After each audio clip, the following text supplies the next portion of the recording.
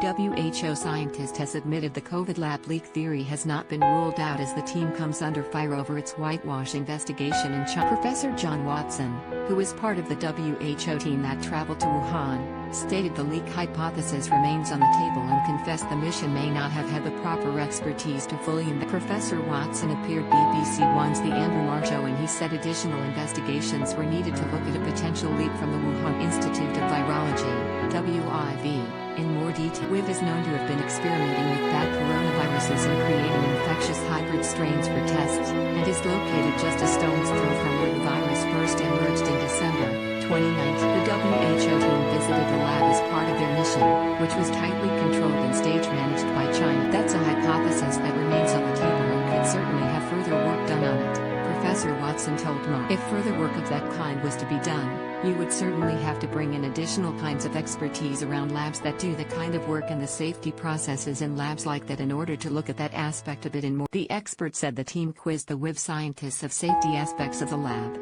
but he admitted he was reliant on the expertise of his colleagues in this part of. Professor Watson said, "We were able to go to the lab, we were shown around the lab, and we were then given the opportunity to talk to the scientists in the lab. There was no bar, there was no holding back on the questions. We were very open about the issue that it was being suggested there was the possibility of a leak." World Health Organization investigators and their Chinese counterparts appeared to offer more questions than answers when they revealed their findings in a 3-hour press conference last. The joint event offered many explanations and theories on the origins of the virus, but the only one seemingly dismissed was the lab leak. Lead investigator Dr Peter Ben Embarek said the theory would not be recommended for future studies and was considered extremely unlikely. China has always aggressively denied the lab leak theory, which was heavily pushed by former U.S. President Donald Trump and his administration. Further admissions by WHO that the virus may have come from outside China and its apparent backing of the Communist Party's theory that the virus may have come from frozen food led to allegations the probe was a white. Asked if he was sure the virus emerged in China, Professor Watson, who previously served as England's Deputy Chief Medical Officer until 2017, said, "I think that there are all sorts of reasons to do with the way it did start in the outbreak in Wuhan and the various bits of information about the way in which these viruses live in different animal reservoirs that suggest that China is a very, very possible source for the outbreak, but by no means necessarily the place where the leap from animals to humans. And I think we need to ensure that we are looking beyond the borders of China, as well as within China." It comes after just days ago another WHO investigator, Professor Dominic Dwyer, pointed the finger at China as he said the evidence for it starting somewhere else is very limited. Deep concerns. He also revealed that the Communist Party refused to hand over raw data that was requested. The organization itself is already facing questions about how it handled the early days of the pandemic, being accused by the US of being China-centric. The White House said it has deep concerns that the Chinese government may have interfered with WHO's investigation into the origins of COVID. UK Foreign Secretary Dominic Raab said Downing Street shared concerns that scientists would get full cooperation and they get the answers. Asked if the WHO team was given access to the raw data about the first 174 people who contracted coronavirus in China, Professor Watson said they saw a great deal of information about. However,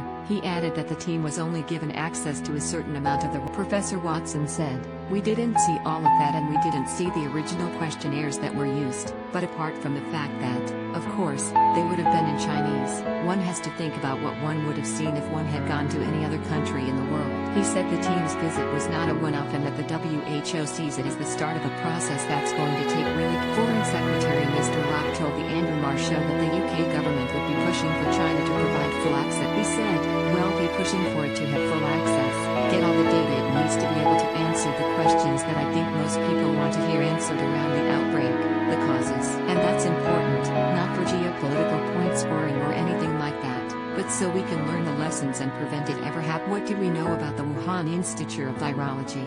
The Wuhan Institute of Virology is the highest security lab of its kind in all of China, and can be found right at the heart of the origins of the global. Various theories have been swirling about the lab, which is headed up by Chinese scientist Dr Shi Zhengli. Most scientists do not believe the virus leaked from the lab, and the lab itself has categorically denied the claims. The lab specialized in bat-borne viruses and had been carrying out experiences on them since 20. Airlocks, full bodysuits, and chemical showers are required before entering and leaving the lab, the first in China to be accredited with Biosafety Level 4. BSL-4. BSL-4 labs are the only places in the world where scientists can study diseases that have no cure. Scientists from the lab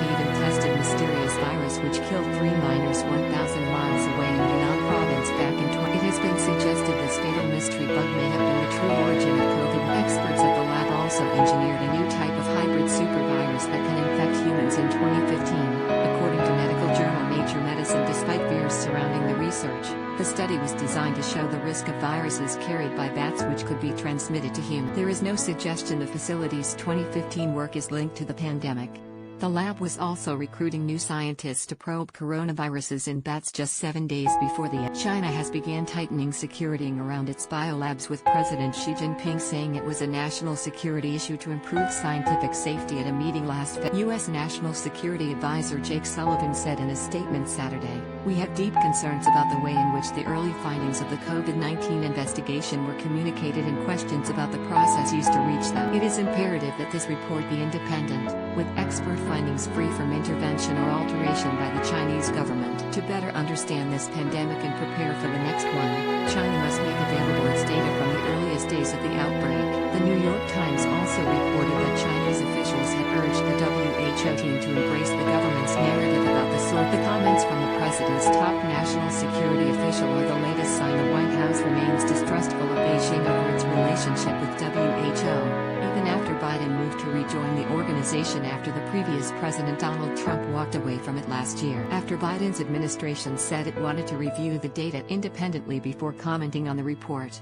Peter Daszak, another Brit member of the WHO team, took to Twitter to criticize the administration for doubting the investigation. Daszak, though, has come under fire himself over his professional ties with the Wuhan lab, and had his funding from the U.S. National Institutes of Health, NIH, suspended last year as a result. He also undermined his fellow WHO team members who claimed China had not been fully transparent, saying he had found trust and openness with my China counterpart. "We did get access to critical new data throughout." He wrote he is known to be close pals with the scientists at WIV, including Dr. Shi Zhengli, known as China's Batwoman, and even tweeted last year he wanted to have a party with her in Nevada. MPs have been pressuring the British government to investigate after a top U.S. official revealed the Trump White House considered a leak the most credible origin of the virus. And last month, new docs released by the U.S. revealed scientists in Wuhan fell ill with COVID-like symptoms in late 2019, months before the pandemic began to ravage the world. Documents already revealed Beijing downplayed the bug to protect its image, and there have been repeated allegations that China has manipulated its death and Meanwhile, some 300 coronavirus studies by the Wuhan lab have been erased, raising more questions over China's attempts to stall. Investigator China has since mostly returned to normal, not recording any significant COVID outbreaks since last March. It emerged yesterday the Wuhan lab filed patents just months before the pandemic for special bat cages for virus. After Tuesday's 3-hour press conference, Tobias Ellwood MP, chair of Defense Committee, told The Sun Online, "This is a complete lie. Given the global economic devastation and death toll this pandemic has caused, never again should a country responsible for an outbreak be allowed to hinder an international investigation for a